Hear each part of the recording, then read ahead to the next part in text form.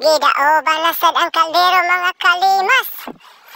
Kay nagkatagay-tagay na sad ang grupo. Unsa kaning giluto ani? Bingkang manok na sad ay mga kalimas.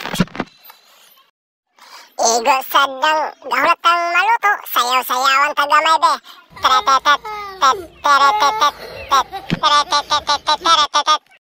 Awa, magdugay ay matik. Luto dayon ang bingkang manok. Ay, gihaon dayon na to. I-cluster din sa dahon. Tara. Oops. Galiwaduha pa sila 15 unang mupunit. Aw, siyempre, unahan day na to. Kaya kita may galuto. Agoy, inita man sa day kaayo.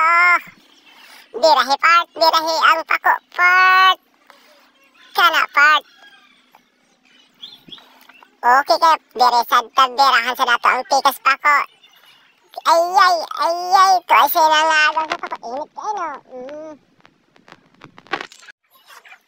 Ito, arap. Nice kayo, okay kayo. Oh, good kayo daw.